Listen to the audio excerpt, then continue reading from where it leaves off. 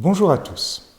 Cette vidéo fait suite à celle où j'explique que techniquement, repasser au franc n'est pas si compliqué qu'on pourrait le croire. Elle s'intitule « Sortir de l'euro et revenir au franc » et vous trouverez le lien en description. La mission principale de la BCE est de maintenir la stabilité des prix, c'est-à-dire de limiter l'inflation. C'est tout. Le retour au franc permettra d'avoir une politique monétaire différente. Nous pourrons par exemple décider que le franc doit favoriser la prospérité de la nation, la hausse du niveau de vie des salariés et des retraités, l'amélioration des services publics et l'équilibre des finances publiques.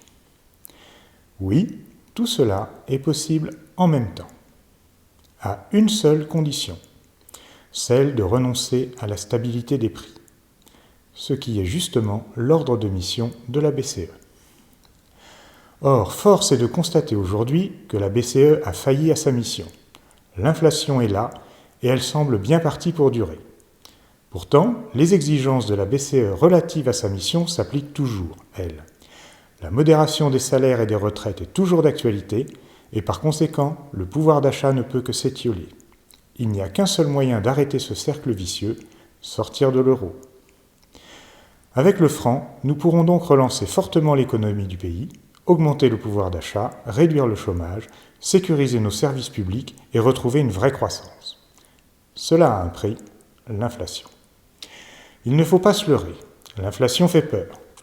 L'inflation, ce sont les économies qui perdent en pouvoir d'achat.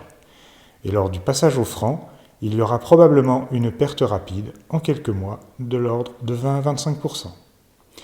Mais réfléchissons à ce que ça signifie concrètement. Si vous êtes pauvre, disons que vous gagnez le SMIC et que vous avez péniblement économisé 1 000 euros. Ces 1 000 euros deviendront 1 000 francs et leur pouvoir d'achat correspondra à 750 euros d'avant. Mais en même temps, votre SMIC aura augmenté de 25%. Les prix aussi auront augmenté, mais un peu moins car la part des salaires dans le prix des produits n'est pas de 100%. Vos mensualités de prêt n'auront pas bougé, elles. En quelques mois, vous aurez reconstitué vos économies et vos perspectives seront bien meilleures. Si vous êtes riche, disons avec des centaines de milliers d'euros d'économies, vous ne pouvez pas vous permettre de perdre autant de pouvoir d'achat. Mais vous serez prévenu longtemps à l'avance de ce qui va se passer. Vous aurez largement le temps d'investir vos économies quelque part. Et vu que le franc va relancer l'économie, investir dans des entreprises françaises sera une bonne affaire pour vous. Et ça participera à la réindustrialisation et à la croissance. C'est un cercle vertueux. Bien sûr, vous pourrez aussi transférer vos avoirs à l'étranger, mais vous passeriez à côté d'une belle opportunité. Les plus anciens d'entre nous se rappellent les 30 Glorieuses. Une époque de forte croissance, avec très peu de chômage, du progrès social, une pression fiscale raisonnable et le sentiment que l'avenir nous sourit.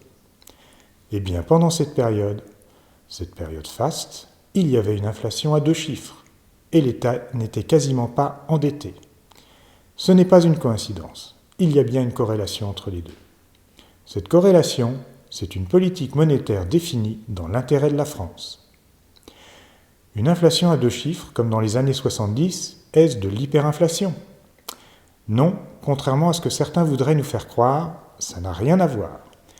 L'hyperinflation, qui détruit la valeur et la crédibilité d'une monnaie, ça se mesure en centaines, voire en milliers de pourcents.